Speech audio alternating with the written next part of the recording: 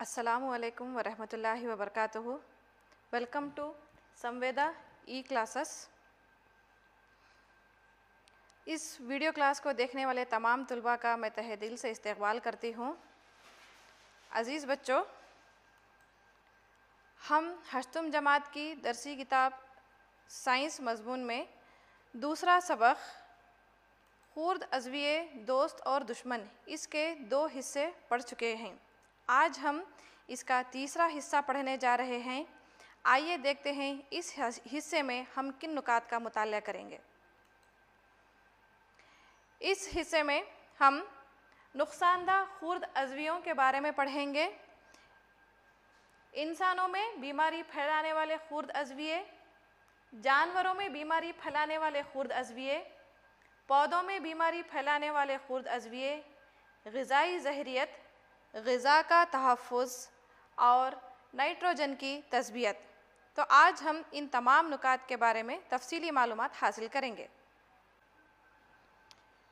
प्यारे बच्चों, आपको मालूम है खुर्द अज़विये जितने फ़ायदेमंद हैं उतने ही नुकसानदा भी हैं। खुर्द अज़विये कई तरह से नुकसान पहुंचाते हैं। कुछ खुर्द अज़विये इंसानों, पौधों और जानवरों में बीमारियां फैलाते हैं। बीमारी या मर्ज़ फैलाने वाले खुर्द अज़वियों को मर्ज़ आफ़रीन कहा जाता है। कुछ खुर्द अज़विये ग़िज़ा, कपड़े और चमड़े की चीज़ों को ख़राब कर देते हैं। आइए इनकी नुकसानदा सरगर्मियों के बारे में और जानकारी हासिल करें। मर्ज़ आफ़रीन खुर्द अज़विये हमारे जिस्म में सांस के ज़रिए, पीने के पानी और ग़िज़ा के ज़रिए दाखिल होते हैं। खुर्द अज़वियों की वजह से होने वाली बीमारियां जो किसी मुताद्दी शख्स से सेहतमंद शख्स में हवा, पानी, ग़िज़ा या जिस्मानी राब्ते के ज़रिए फैलती हैं, तरसीली बीमारियां कहलाती हैं। तरसीली बीमारियों की आम मिसालें हैं हैज़ा, सर्दी, ज़ुकाम, चेचक और टीबी। बीमारियों की तरसील के आम तरीक़े: बिलवास्ता ताल्लुक़ यानी हाथ मिलाने से, गले लगने से भी बीमारियां फैलती हैं। हवा के ज़रिए यानी खांसने और छींकने से बीमारियां फैलती हैं। बिला वास्ता ताल्लुक़ यानी बीमार इंसान के इस्तेमाल किए हुए कपड़े, बर्तन वग़ैरह से। ग़िज़ा के ज़रिए भी बीमारियां तरसील पाती हैं। मच्छर, कीड़ों और पालतू जानवर से भी बीमारियां तरसील पाती हैं। ताल्लुक़ या राब्ता से फैलने वाली बीमारियों की मिसालें हैं हैज़ा, आम ज़ुकाम, चिकन पॉक्स वग़ैरह। ये तमाम बीमारियां एक शख्स से दूसरे शख्स को फैलने वाली बीमारियां हैं। इस तस्वीर को गौर से देखिए। हमें छींकते वक्त नाक और मुंह दस्ती से ढकने की सलाह दी जाती है और लोगों से दूरी बनाए रखने को कहा जाता है। क्या आप बता सकते हैं कि इसकी वजह क्या हो सकती है? जी हाँ, बिल्कुल सही, ताकि हम बीमारियों से बचे रहें। आपको पता है कि कोरोना नामी वायरस ने आजकल पूरी दुनिया को हिला कर रख दिया है। इस बीमारी से बचने के लिए हमें नाक और मुंह पर दस्ती से ढांक कर रखना चाहिए, बार बार हाथ धोना चाहिए, लोगों से दूरी बनाई रखनी चाहिए। जी हाँ, इस बीमारी से बचने के लिए ये तमाम एहतियात करना ज़रूरी है। आम ज़ुकाम में मुब्तला एक इंसान जब छींकता है तब हज़ारों वायरस इसके मुंह से निकलने वाले छोटी छोटी बूंदों के साथ हवा में शामिल होते हैं। सांस के ज़रिए ये वायरस एक सेहतमंद इंसान के जिस्म में दाखिल होते हैं और सेहतमंद इंसान बीमार हो जाता है।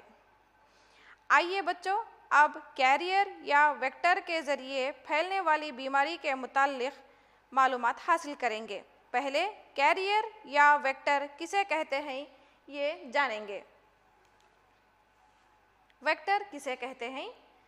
मुताद्दी शख्स के जिस्म से मर्ज़ आफ़रीन खुर्द अज़वियों को एक सेहतमंद शख्स में मुंतकिल करने वाले हशरात को वेक्टर्स कहते हैं। वेक्टर्स की मिसालें हैं मक्खियाँ और मच्छर। तो बच्चों, आप अब जान चुके हैं कि वेक्टर्स किसे कहते हैं। घरों में पाई जाने वाली मक्खियाँ कूड़े करकट और इंसानी फुजले पर बैठती हैं। मर्ज आफरी या बीमारी फैलाने वाले खुर्द अज़विये इसके जिस्म से चिपक जाते हैं। जब ऐसी मक्खियाँ बग़ैर ढके हुए खाने पर बैठती हैं तो इन खुर्द अज़वियों को खाने में मुंतकिल कर देती हैं और ऐसी ग़िज़ा खाने से इंसान बीमारी में मुब्तला हो जाता है। मक्खियों से फैलने वाली बीमारियां हैं कॉलेरा वगैरह। इसीलिए कहते हैं कि ग़िज़ाई अशिया को ढक कर रखना चाहिए। एक और वेक्टर की बेहतरीन मिसाल है मच्छर। मच्छर बीमार इंसान का जब खून चूसता है तो खून के साथ बीमार इंसान के खून में मौजूद बीमारी फैलाने वाले या मर्ज आफरी जरासीम भी मच्छर के जिस्म में दाखिल हो जाते हैं और यही मच्छर अगर सेहतमंद इंसान को काटता है तो मर्ज आफरी जरासीम सेहतमंद इंसान के जिस्म में मुंतकिल हो जाते हैं। इस तरह एक सेहतमंद मच्छर के काटने से बीमार हो जाता है। मच्छर के ज़रिए फैलने वाली बीमारियों की मिसालें मलेरिया और डेंगू हैं।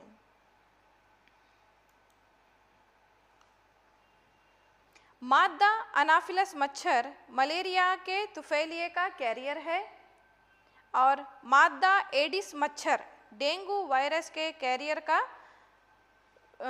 है। बच्चों, क्या आपको मालूम है कि सभी मच्छर पानी में पैदा होते हैं? मच्छरों की नस्ल अफजाइश ठहरे हुए पानी में होती है। आप यहाँ देख सकते हैं इन तस्वीर में कि रास्ते पर पानी ठहरा हुआ है। खाली गमलों में, फूलदानों, कूलर वगैरह में पानी ठहरा हुआ है। इसका मतलब यह है कि यहाँ मच्छर की नस्ल अफजाइश हो रही है। मच्छर बीमारियों के कैरियर होते हैं, इसलिए हमें चाहिए कि हमारे घरों में और घर के आसपास पानी को ठहरने ना दें। मलेरिया और डेंगू को फैलने से किस तरह रोका जा सकता है? आइए मैं आपको चंद एहतियाती तदाबीर बताती हूँ। सबसे पहले मच्छर हमें ना काटें, इसके लिए मच्छरदान का इस्तेमाल करना चाहिए। मच्छर भगाने वाली कीमियाई अशिया का इस्तेमाल करना। घरों के बाहर जो नालियाँ होती हैं इनमें पानी ठहरा हुआ होता है, इनमें हशरकुश कीमिया का छिड़काव करना। मच्छर पैदा ही ना हो इसके लिए आसपास की जगहों में पानी जमा ना होने देना। गड्ढे वगैरह को मिट्टी डालकर बंद करना। कूलर वगैरह को इस्तेमाल के बाद पानी निकाल कर सुखा कर रखना। इस तरह हम मच्छर की आबादी को बढ़ने से रोक सकते हैं। बच्चों, अब हम हवा से फैलने वाली बीमारियों के बारे में पढ़ेंगे। हवा से फैलने वाली बीमारियां हैं खसरा, तपेदिक, छोटी चेचक, पोलियो। हवा से तरसील पाने वाली बीमारियों से बचने के लिए एहतियाती तदाबीर। सबसे अहम है कि मरीज़ को मुकम्मल तौर पर दीगर अफराद से अलहदा रखना। मरीज़ के ज़रिए इस्तेमाल किए जाने वाले सामान को दूसरे लोगों की पहुंच से दूर रखना और मुनासिब वक्त पर टीका लगाना। आजकल हम कई दिनों तक स्कूल नहीं गए और अपने घर पर ही थे। क्यों? कोरोना वायरस से बचने के लिए। ये भी एक हवा से फैलने वाली बीमारी की बेहतरीन मिसाल है। अब हम पानी और ग़िज़ा के ज़रिए तरसील पाने वाली बीमारियों के बारे में जानेंगे। पानी या ग़िज़ा के ज़रिए तरसील पाने वाली बीमारियां हैज़ा, टाइफाइड, हेपेटाइटिस ए हैं।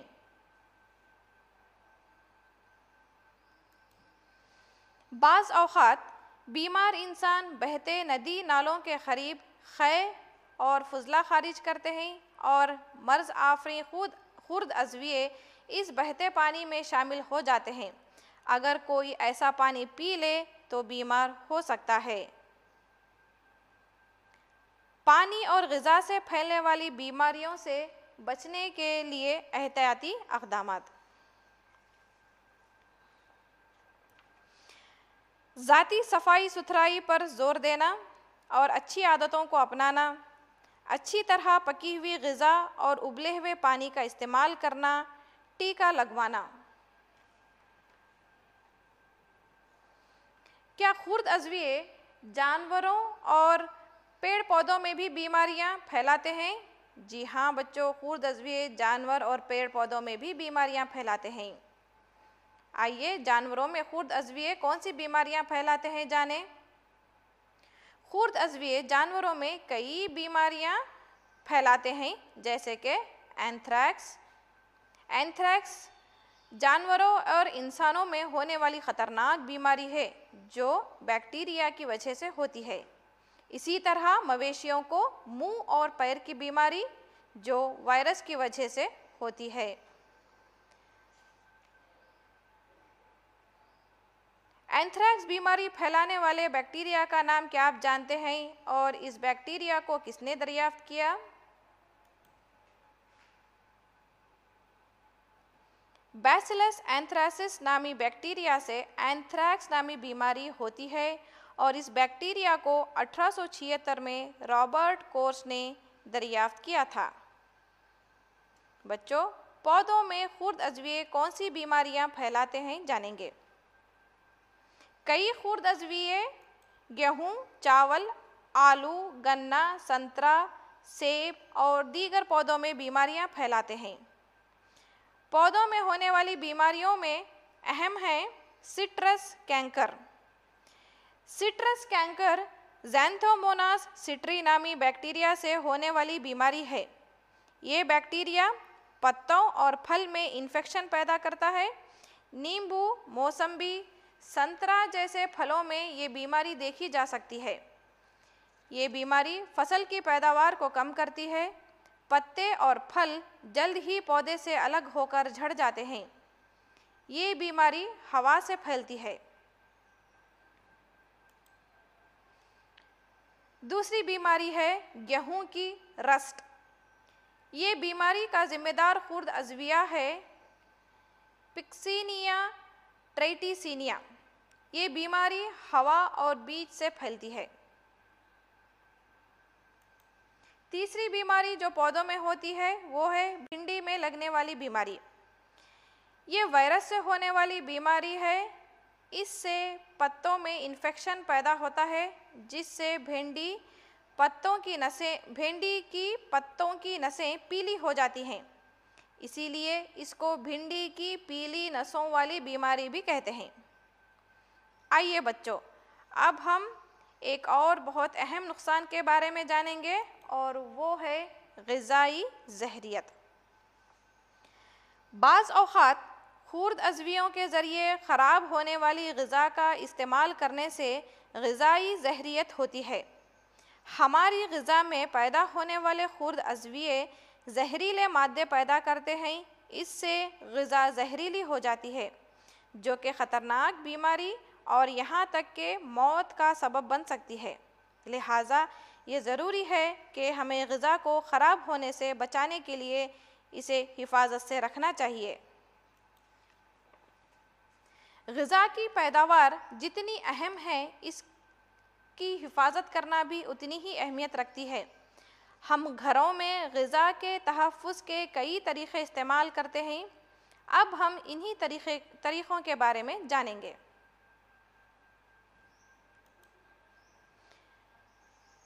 ग़िज़ा के तहफ़्फ़ुज़ के तरीक़े। कीमियाई तरीक़े, नमक के ज़रिए तहफ़्फ़ुज़, चीनी या शक्कर के ज़रिए तहफ़्फ़ुज़, तेल और सिरके के ज़रिए तहफ़्फ़ुज़, गरम और ठंडा करना। ये तमाम तरीक़े आम तौर पर घरों में ग़िज़ा के तहफ़्फ़ुज़ के लिए इस्तेमाल किए जाते हैं। आइए सबसे पहला तरीक़ा देखें जो है कीमियाई तरीक़ा। हमारी ग़िज़ा में खुर्द अज़वियों की नमू को रोकने के लिए हम कई कीमियाई अशिया का इस्तेमाल करते हैं।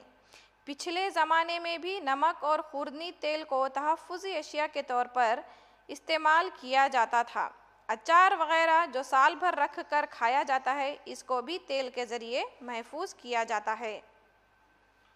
तहफ़्फ़ुज़ी अशिया किसे कहते हैं? ग़िज़ा में खुर्द अज़वियों की नमू को रोकने के लिए इस्तेमाल होने वाली कीमियाई अशिया को तहफ़्फ़ुज़ी अशिया कहते हैं। आइए कौन सी कीमियाई अशिया ग़िज़ा के तहफ़्फ़ुज़ में इस्तेमाल होती है, देखते हैं। हम जो रोज़मर्रा जाम और फलों का रस इस्तेमाल करते हैं, इनको सोडियम बेंजोएट और सोडियम मेटाबाइसल्फ़ेट का इस्तेमाल करके ख़राब होने से रोका जाता है। इस तस्वीर को देखिए। इस तस्वीर में मछली को नमक लगाकर सूरज की धूप में सुखाया जा रहा है ताकि लंबे अरसे तक इसे ख़राब हुए बगैर महफूज रखा जा सके।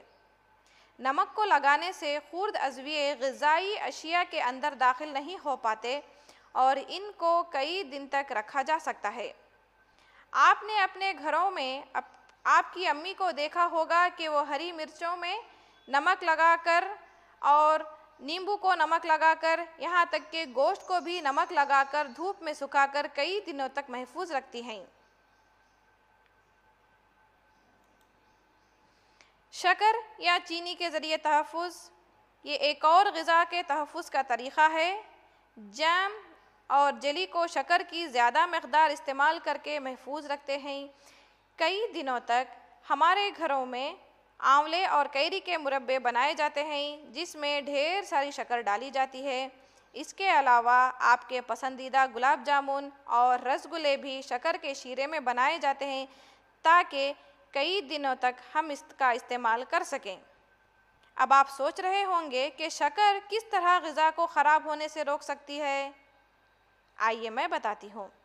हम जिन ग़िज़ाई अशिया में शक्कर ज़्यादा मक़दार में मिलाते हैं, उन ग़िज़ाई अशिया में नमी की कमी आती है जिससे ग़िज़ा को ख़राब करने वाले खुर्द अज़वियों की नमू रुक जाती है।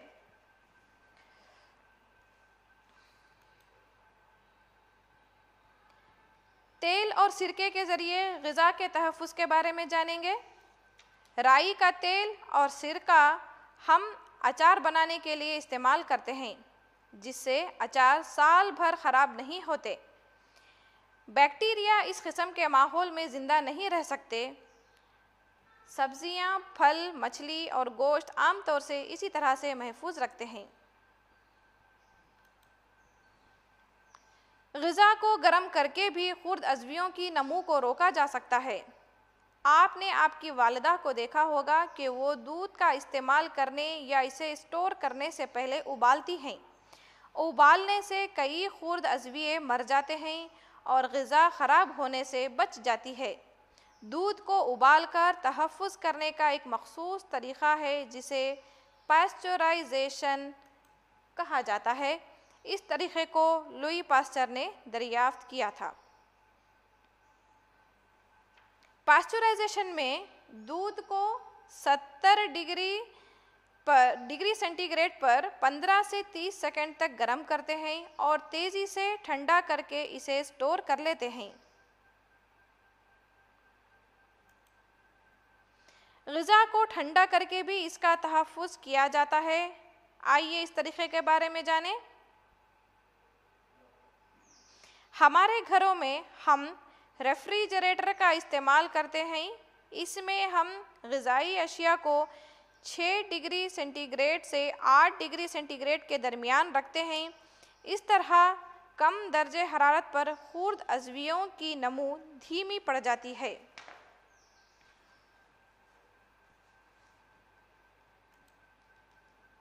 एक और अहम तरीक़ा है ज़ख़ीरा साजी और पैकिंग।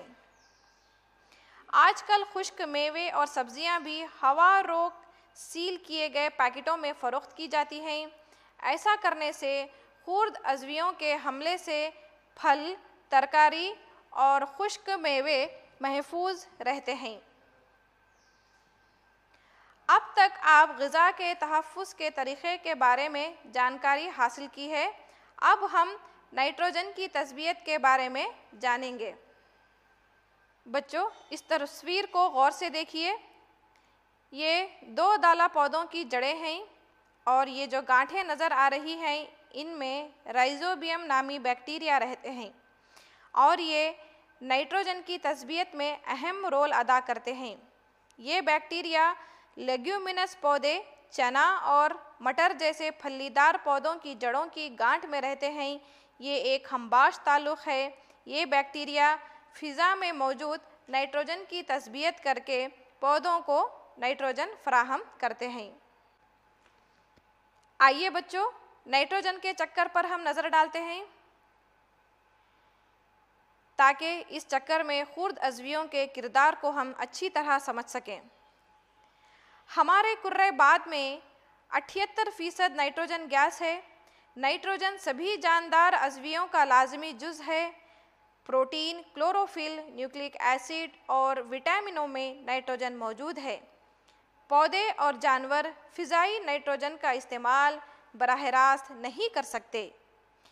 नाइट्रोजन का कुर्रे बाद से मिट्टी में और जानवर और पौधों में मुंतकिल होना और इन जानवरों और पौधों से मिट्टी से वापस होकर कुर्रे बाद में शामिल हो जाना नाइट्रोजन का चक्कर कहलाता है। कभी कभी बिजली चमकने की वजह से नाइट्रोजन की तस्बीयत हो जाती है और नाइट्रोजन मिट्टी में शामिल हो जाती है।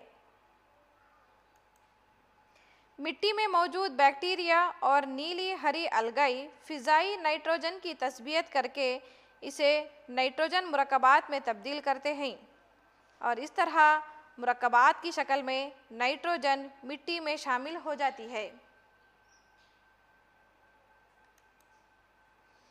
पौधे अपनी जड़ों के ज़रिए इसे मिट्टी से हासिल करते हैं और इन मुरक्कबात को नबाताती प्रोटीन और दीगर मुरक्कबात की तालीफ में किया जाता है।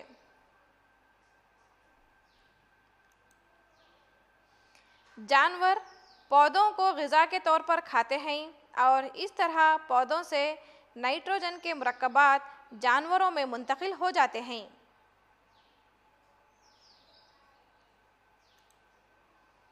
जानवरों के ज़रिए इखराज और अज़वियों की मौत के बाद नाइट्रोजन मुरक्कबात मिट्टी में शामिल हो जाते हैं। इन मुरक्कबात में से कुछ वापस पौधों की जड़ों के ज़रिए जज़्ब कर लिए जाते हैं।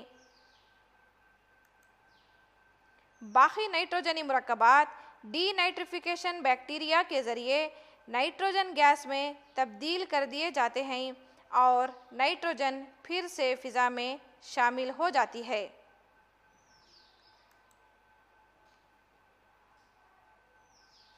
अब बच्चों, आप समझ गए हैं नाइट्रोजन के चक्कर के बारे में।